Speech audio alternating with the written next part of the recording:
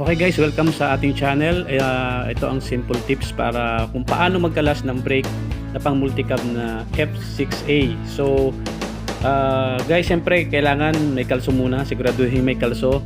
And then bago itaas ang jack, luwagan muna yung mga tornilyo ng gulong bago itaas ang jack para hindi siya madali siyang hindi umikot pagka tatanggalin nyo na.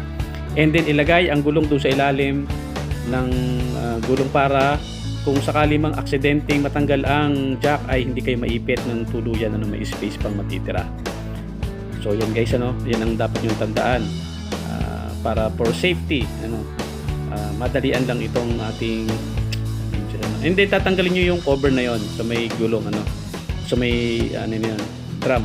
Tanggalin nyo yung cover na yon para makita nyo yung lock at makita nyo yung tornilyo. Ayan, may lock yan. Tanggalin nyo yung lock guys bago nyo mapihit yung tornilyo, may lock yan dyan, at wag nyo iwawala, ipunin nyo, ilagay nyo dyan sa may takip na yan. Ayan, tatanggalin nyo gumamit ng flat screwdriver and saka ng pliers, para matanggal ang lock na yan.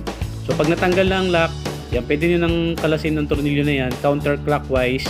Ginamit ko ang openers kasi medyo malaki ang tornilyo na yan, para 22 yata, 21. Wala akong socket wrench, mas maganda socket wrench sana, pero wala ako. So okay naman yan, counterclockwise ang pag-ikot guys. And then pupukpukin nyo, pag natanggal nyo na yung tornilyo, medyo pupukpukin nyo ng martilyo yung mga gilid-gilid na yan para matanggal yan, mahugot yan, lalo na kapag ka naipit ang inyong lining. And then tatandaan nyo guys, ang pagbabalik ng spring ganyan, magkalayo yung na yan, yung magkadugtong na yan, magkalayo yan, kasi pag magkadikit yan guys ay kakainin yung pinaka-hub ng inyong bearing. So kailangan tandaan nyo, magkalayo yung spring, importante yon. And then tatanggalin nyo yung lock spring na yan ng brake shoe para matanggal na. And then sa may case ko na ito, ang nakita ko, natanggal yung brake shoe niya kasi medyo kapit yung preno na yan.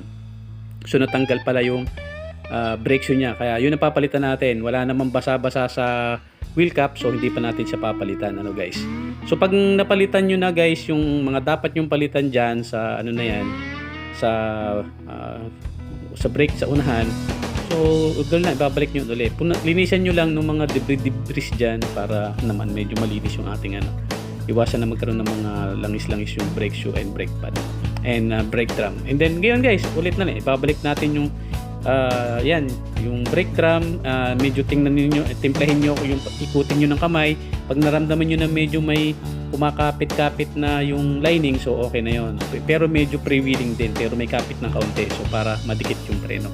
And then ilalak niyo na guys, and ibabalik niyo na uli yung cover ng tornilyo na yan. Huwag niyo kalimutan kasi para hindi mabasa ng tubig.